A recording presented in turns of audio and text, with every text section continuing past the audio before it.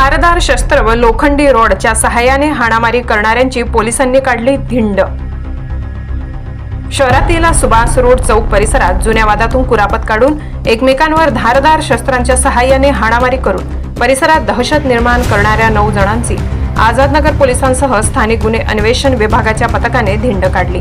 धुळे शहरातील आझादनगर पोलीस ठाणा परिसरातून ही धिंड काढण्यात आली असून या सर्वांच्या विरोधामध्ये आझादनगर पोलीस ठाण्यात विविध कलमान्वये गुन्हा देखील दाखल करण्यात आलाय।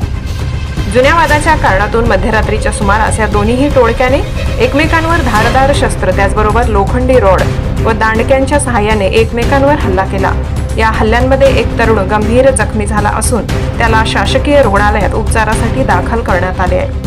या हाणामारीनंतर परिसरात नागरिकांमध्ये मोठ्या प्रमाणात दहशत पसरली असल्यामुळे पोलीस प्रशासनातर्फे या सर्व 9 हल्लेखोरांना ताब्यात घेऊन त्यांची धिंड काढण्यात आली आहे। नवापूर गर्जना न्यूज, आपल्या हक्काचे व्यासपीठ। आझादनगर पोलीस स्टेशन काल रात्री सुभाष चौक परिसरामध्ये नगरपट्टी रोड येथे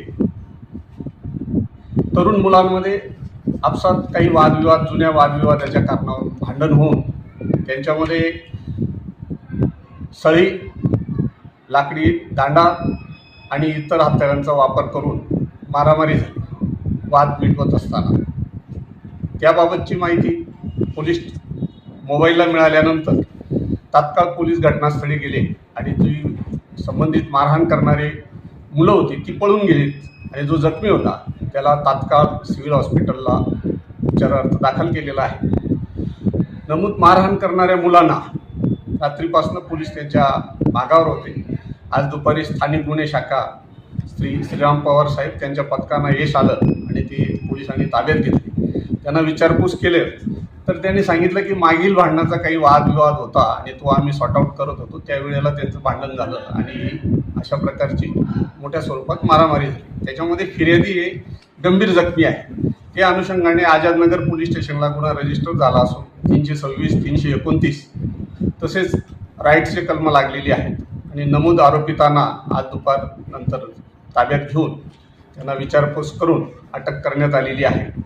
तरी माझी सर्व नागरिकांना विनंती आहे की आपला जर काही इश्यू असेल तर आपण लॉजिकल, लिगली त्याचं सॉर्ट आऊट करावं, पोलीस ठाण्याला त्याबाबतची खबर द्यावी आणि पोलिसांची योग्य ती मदत घेऊन कायदेशीर दृष्टिकोनातून मार्ग काढावा असं माझं म्हणणं आहे। कारण ह्या गुन्ह्यामध्ये बहुतांशी सर्व 20 ते 25 वय गटातील तरुण आहे आणि कॉलेजचं शिक्षण घेणारे आहेत आणि काही मोलमजुरी वगैरे असं मध्यमवर्गीय कुटुंबातील मुलं आहेत। तर माझी सगळ्या नागरिकांना विनंती आहे की आपल्या अनुषंगाने जर असं काही वादविवाद असतील तर आपण